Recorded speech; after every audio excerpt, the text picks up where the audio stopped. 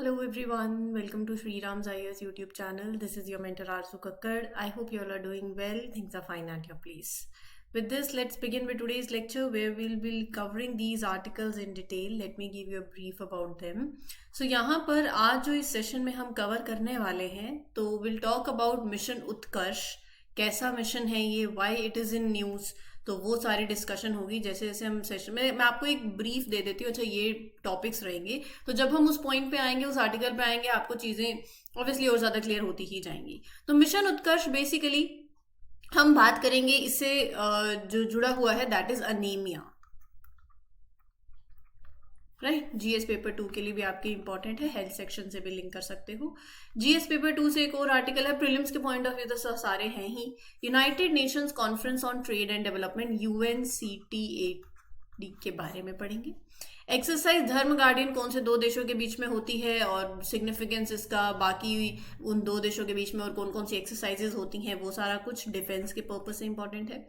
Summer assessment certificates, कैसे certificates हैं, किन्हें दिए जाते हैं, इसका सिग्निफिकेंस, इसका पर्पस, वो सारी डिस्कशन होगी. हॉर्टिकल्चर सेक्टर इन इंडिया, तो इंडिया के हॉर्टिकल्चर सेक्टर के बारे में पढ़ेंगे. क्या स्टेटस है, क्या दिक्कतें हैं, how can we improve it, what are the challenges that are being faced, horticulture मतलब, तो ये सारी डिस्कशन होगी जो आपके जीएस पेपर 3 से कनेक्ट करती है. Cropping pattern, agriculture marketing, agriculture pricing, agriculture resources के डोमेन से, तो हॉर्टिकल्चर के बारे में और उसका जो कंट्रीब्यूशन है इन द इकोनॉमी, वो डिस्कशन होगी हॉर्टिकल्चर सेक्टर के आर्टिकल के अंदर. ये कुछ रहेगा जो हम इस पर्टिकुलर सेशन में कवर करेंगे, ये सारे आर्टिकल्स. कोई डाउट होता है you can ask me in the comment section. And thank you for giving such wonderful feedback जो आप कमेंट सेक्शन में देते हो, that you are liking these lectures, you are understanding them, it are helping, they are helping you in your preparation, so it feels great. So thank you so much. फिर आज का session देखते हैं जिसमें हम शुरू करते हैं विद आवर फर्स्ट आर्टिकल. अच्छा हाँ, अपनी अटेंडेंस जरूर मार्क कर दें. You can mark your attendance bye liking the lecture. Do share it with your friends also, जिनके साथ आप कनेक्टेड हैं, सो दैट उन्हें भी पता चले इस सेशन के बारे में. एंड बस लाइक, शेयर और चैनल को सब्सक्राइब तो कर ही रखा होगा. देखो, जब भी कोई भी वीडियो आती है ना तो आपके पास नोटिफिकेशन आ जाती है, फिर ऐसे वेट नहीं करना पड़ता डली नहीं डली, तो नोटिफिकेशन आ जाती है, इसीलिए चैनल को सब्सक्राइब भी ज़रूर कर लीजिएगा. शुरू करते हैं हमारे पहले आर्टिकल के साथ. मैं पहले आपको इसका पूरा जिस्ट दे देती हूँ, लाइंस बाद में पढ़ेंगे. तो basically DRDO handed over these summer assessment certificates. आप इसको SAMAR जैसे भी आप प्रोनाउंस करें, मेरा पर्पस है आपको चीज़ें क्लियर कराना. तो ये जो सर्टिफिकेट्स हैं DRDO ने, they have handed over to 9 industry partners. मैं आपको ना सिंपल टर्म्स में समझा देती हूँ पहले कि है क्या, इसमें कॉन्टेक्स्ट क्या है, पूरा पर्पस के मतलब सिनेरियो पे समझा देती हूँ. ये जो सर्टिफिकेट्स है ना, दे आर लाइक, होता है ना क्वालिटी स्टैम्प होता है, that are given to companies, तो वो है ये सर्टिफिकेट. दे आर लाइक, इनको ऐसे इमेजिन करो कि ऐसे क्वालिटी स्टैम्प्स हैं ये जो आप कंपनीज को दे रहे हो, वैसी companies that are making things for defence industry in India. मैं बहुत ही लेमन टर्म्स में बता रही हूँ, बिल्कुल सिंपल लेमन टर्म्स के अंदर.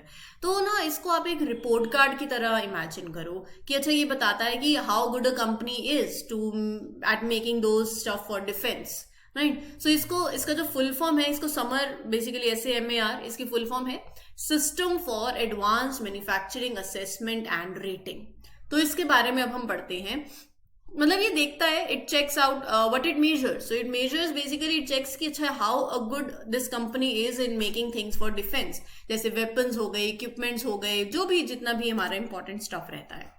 तो these certificates, System for Advanced Manufacturing Assessment and Rating certificate is a benchmark to measure the competency of defense manufacturing enterprises. Right. तो जैसे कि मैंने आपको बताया कि जो डिफेंस मैन्युफैक्चरिंग एंटरप्राइजेस हैं, उनका जो मैन्युफैक्चरिंग है डिफेंस सेक्टर में, वो कितना कैसे अच्छा है और गुड क्वालिटी, सिंपल टर्म्स में बताऊं तो वो है. So it's an outcome of collaboration between, it is a result of a team work, जिसमें 2 इंपॉर्टेंट ग्रुप्स हैं, एक DRDO और एक QCI, quality council of India. जरूरी क्यों है ये? And you're giving out these certificates now, so government wants to make sure कि ये जो companies हैं that are making defense related things in India, they are really good at what they do, right? So it helps you to make sure कि India जो है वो rely कर सकता है क्योंकि बहुत इंपॉर्टेंट सेक्टर है और हमारा डिफेंस स्टफ बहुत इंपॉर्टेंट है. So whether you can rely it और नॉट, तो इससे ये चीज हो जाती है. Rather than depending on other countries, आप सेल्फ रिलायंट हैं और आपका जो विजन है इन डिफेंस मैन्युफैक्चरिंग के अंदर, so it will strengthen the defence manufacturing ecosystem in the country, right. That is the importance of the certificates. So simple terms में आपको समझ आ गया ना कि ऐसे सर्टिफिकेट्स हैं दैट हेल्प शो, अच्छा, which company are really good at making defence related things in India. So it's all about making India strong and self reliant in defence manufacturing. इसके ऑब्जेक्टिव्स के बारे में पढ़ते हैं. पहला, it will evaluate how well defence manufacturing companies can make things effectively. तो assessment of manufacturing capability हो गई.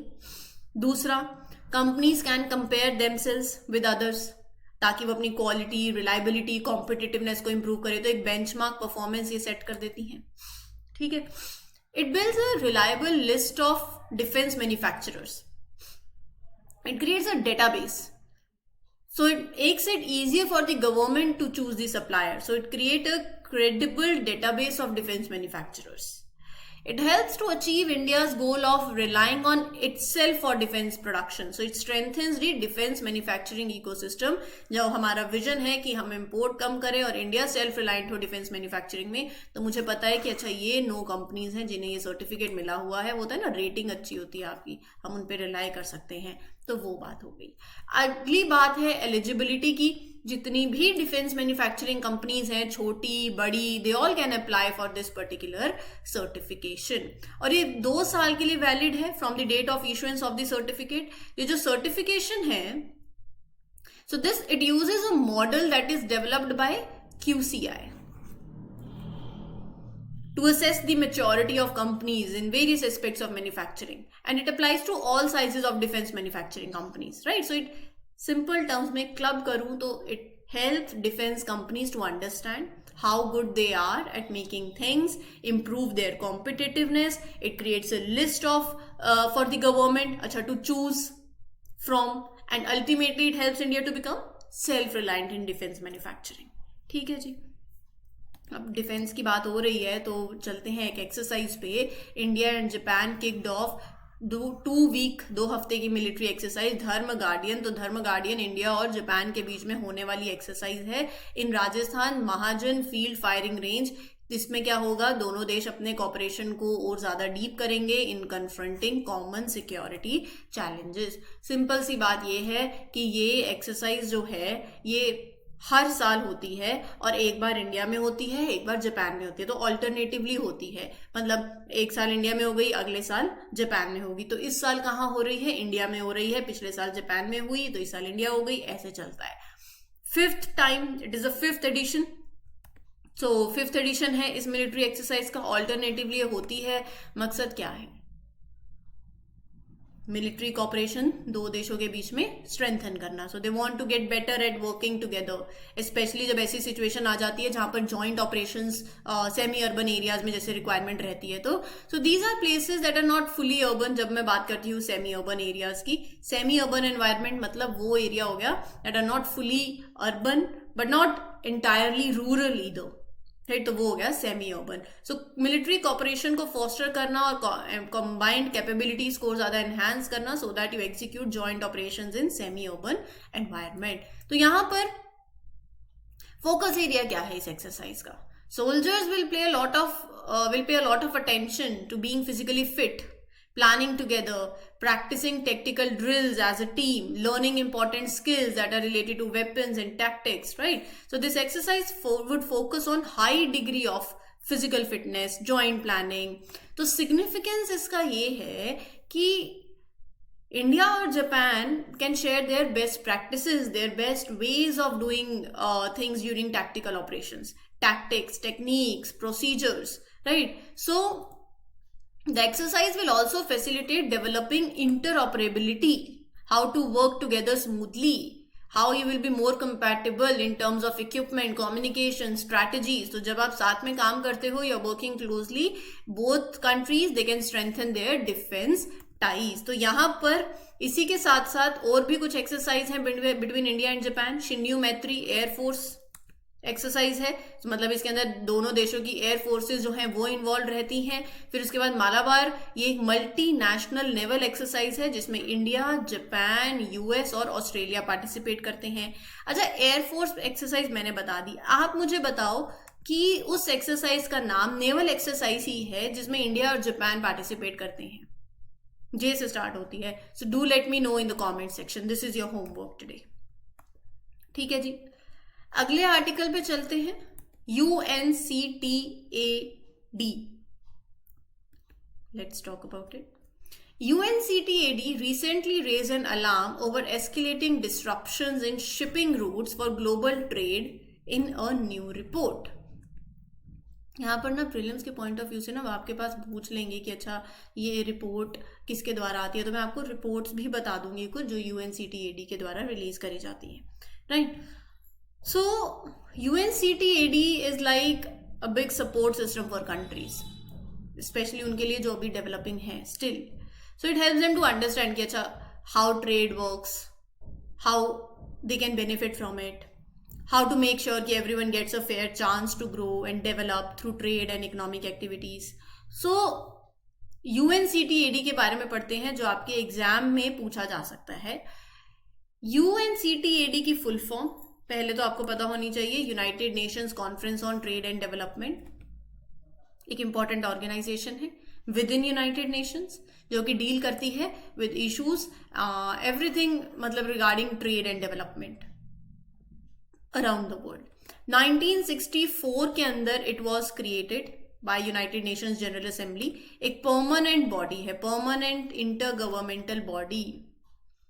It always there to address all the trade and development matters. इसका फंडा, इसका ऑब्जेक्टिव, इसका पर्पस क्या है? To help developing countries, specially उनके लिए ही है, to become more involve in global trade and that too in a beneficial way. So it assists the developing countries, especially the least developed countries, countries with economies in transition, so that they integrate beneficially into the global economy. Or it works to encourage countries ताकि साथ में काम करें development के लिए। So it wants to ensure कि हर किसी को बेनिफिट मिले from trade and that economic policies जो है वो भी फेयर हो, वो भी कोहेरेंट हो, right. So it offers advice on economic and trade related matters. It helps countries understand कि अच्छा आप ट्रेड, इन्वेस्टमेंट, फाइनेंस, टेक्नोलॉजी को कैसे यूज कर सकते हो ताकि आप अपनी इकोनॉमी को ग्रो करो, है ना, और हर किसी को इंक्लूड करो इन a very sustainable manner.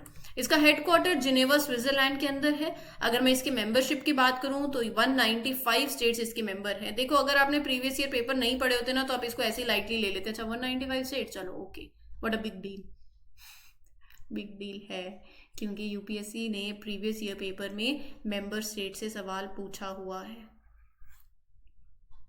Right. So make sure कि आपको पता हो कि इसमें कितने मेंबर कंट्रीज इन्वॉल्व रहते हैं जब भी आप किसी ऑर्गेनाइजेशन के बारे में पढ़ रहे हैं तो, ठीक है। So it activities are advisory by nature. बहुत इंपॉर्टेंट पॉइंट है कि UNCTAD एक्टिविटीज आर एडवाइजरी। इसका मतलब जो रिकमेंडेशंस होती हैं, जो गाइडेंस प्रोवाइड करी जाती है बाय टू द कंट्रीज, ऐसा नहीं है कि you have to follow it forcefully, नहीं है। It does not have that power to force them to follow this advice. ये एडवाइजरी नेचर में आप वो अपने रिकमेंडेशंस दे रहे हैं, तो इट्स नॉट कि you are forcing somebody to follow its advice, right. मैं आपको एक एडवाइस दे रही हूँ, मैं आपको बता रही हूँ प्रीवियस ईयर पेपर पढ़ लो। अब आप पढ़ो नहीं पढ़ो, मैं आपको बता रही हूँ कि आपके एग्जाम के लिए बेनिफिट है, आपको यहाँ काम होगा, it will be very fruitful to you, right. बहुत प्रिपरेशन एक स्ट्रीमलाइन हो जाती है, लेकिन वही है, अब आप एडवाइस लो नहीं लो वो आप पे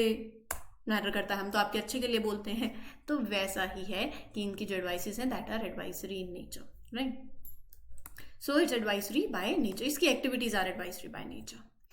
अच्छा हाँ, यहाँ यूपीएससी आपसे पूछ सकती है reports publish by UNCTAD, trade and development report, world investment report, least developed countries report, ठीक है। अच्छा ऐसे ध्यान में रख लो ना, ट्रेड एंड डेवलपमेंट की बातें होती हैं तो UNCTAD, और वो भी जो कंट्रीज जैसे लीस्ट डेवलप्ड कंट्रीज हैं स्पेशली उनके लिए होती है, तो लीस्ट डेवलप्ड कंट्रीज वाली रिपोर्ट भी इनकी होती है। और world investment report, trade, investment कैसे, वो सारा जो भी मैंने आपको पर्पस समझाया है इनका, तो उनसे आपको रिपोर्ट के नाम याद रखने में आसानी हो जाएगी, ठीक है। चलिए आगे बढ़ते हैं with the next article of today's lecture where will be talking about mission Utkarsh and anaemia. Ministry of Ayush और ministry of women and child development ने एक एमओयू साइन किया है। किस लिए किया है? न्यूट्रिशनल इंप्रूवमेंट लेकर आई जाए in adolescent girls through Ayurveda intervention. So एक जॉइंट पब्लिक हेल्थ इनिशिएटिव होगा for anaemia control among the adolescent girls using Ayurveda intervention in 5 districts under mission Utkarsh. तो पहले तो हम ये समझ लेते हैं कि अनीमिया क्या होता है। तो यहाँ पर 2 मिनिस्ट्रीज जुड़ी हैं, एमओयू साइन हुआ है और बहुत से आर्टिकल्स ना हिंदू में एडिटोरियल्स भी आए हैं। अगर आप पिछले साल भर से आर्टिकल्स फॉलो कर रहे हो तो आपको मालूम होगा इस बारे में। Now as far as anaemia is concern, एक ऐसी हेल्थ कंडीशन होती है जब there are not enough red blood cells in the body और व्हेन हेमोग्लोबिन लेवल्स जो है in these cells are lower than what you consider it as normal. So red blood cells सबको पता है tiny vehicles होते हैं जो oxygen carry करते हैं throughout your body. Haemoglobin they contain, right, which helps to carry oxygen from your lungs to the rest of your body. So when there aren't enough red blood cells या फिर when the haemoglobin level are low, your body won't be able to carry enough oxygen to your body tissues. Because your body isn't getting enough oxygen, आप बात समझ रहे हो कि यहाँ पर अनीमिया के अंदर क्या हो रहा है? रेड ब्लड सेल्स आप समझो कि दे आर नॉट एनफ, और रेड ब्लड सेल्स का फंक्शन क्या है? ऑक्सीजन कैरी करना। तो जब वो ही एनफ नहीं होंगे या नॉट गेटिंग एनफ ऑक्सीजन तो आप थका फील करोगे, you feel tired, weak, dizzy, short of breath, right. तो यही अनीमिया के सिम्टम्स हैं। पेल स्किन हो जाती है, हेडेक होने लगता है, कंसंट्रेट करने में डिफिकल्टी होती है। So anaemia means your body doesn't have enough red blood cells और haemoglobin to carry oxygen effectively. तो ये बात जो मैं आपको बता रही हूँ, या पहले तो आपको अनीमिया के बारे में पता होना चाहिए ना। Haemoglobin is needed to carry the oxygen. If there are too few red blood cells, they are not haemoglobin, so blood की जो basically the capacity of the blood to carry oxygen to the body tissues वो decrease होगा और उसकी वजह से you will feel in a this certain way. Why should there be focus on anaemia? इससे पहले आई टॉक अबाउट, मैं आपको बता देती हूँ कि कौन कौन से वो फैक्टर्स हैं that are contributing to anaemia. आप खुद सोचो, क्या कैसे क्यों, मतलब क्या फैक्टर्स हैं? एक तो आपकी न्यूट्रिशनल डेफिशिएंसी है, आपको you are not getting enough iron in your diet, right. So vitamin B12, vitamin A ये सब नहीं है आपके खाने में। लॉन्ग टर्म हेल्थ कंडीशंस में किडनी डिसीज होना, liver disease, cancer, auto immune disorders, chronic diseases सारी, it will affect the body's ability to produce red blood cells, उससे अनीमिया होगा। कुछ जेनेटिक कंडीशंस भी हैं, thalassaemia, sickle cell anaemia, they can impact the structure और the function of red blood sales that can cause chronic anaemia, right. अच्छा, हम इतना क्यों इस पे फोकस करते हैं? देखो, इसका हेल्थ पे इम्पैक्ट पड़ रहा है। It can also lead to serious health complications, sickness, it will increase the risk of sickness, mortality, specially vulnerable groups में, जैसे प्रेग्नेंट वुमेन्स हो गई, यंग चिल्ड्रंस हो गए, तो हेल्थ पे इम्पैक्ट पड़ता है। दूसरा, it can affect the reproductive health, तो स्पेशली अमंग दी जैसे प्रेग्नेंट वुमेन्स हो गई, टू इंश्योर की हेल्थ, प्रेगनेंसीज, चाइल्ड बर्थ सही हो, so we need to focus on anaemia. Iron deficiency anaemia, it reduces people's ability to work effectively, वो भी impact डालता है ऑन इंडिविजुअल्स। सो एक तो मॉर्बिडिटी और मोर्टैलिटी पे इम्पैक्ट हो गया, रिप्रोडक्टिव हेल्थ पे इम्पैक्ट हो गया, और आपकी वर्क कैपेसिटी कम होने लगती है, थका थका फील करने लगते हो, काम में मन नहीं लगेगा, ध्यान नहीं लगेगा, राइट। अगर मैं बात करूं इंडिया के अनीमिया बर्डन की, सो India's anaemia burden have grown alarmingly with this survey की फाइंडिंग्स हैं, नेशनल फैमिली हेल्थ सर्वे 5 2019 से 2021 की। ये हमने जब एडिटोरियल, मैं आज से कुछ 6-7 महीने पहले की बात करूंगी, तो एडिटोरियल आया था और ये सब डेटा हमने कवर किया था उस टाइम पे। 57% of women in the age group 15 to 49 and 67% children, बच्चे between 6 months and 59 months are anaemic, right. तो हेल्थ मिनिस्ट्री हैज नोटेड कि ये जो अनीमिया है ना, ये एक पब्लिक हेल्थ चैलेंज है। तो ये जो मिशन उत्कर्ष है जिसकी हम बात कर रहे हैं, तो यहां पर इसके क्या हाइलाइट्स हैं?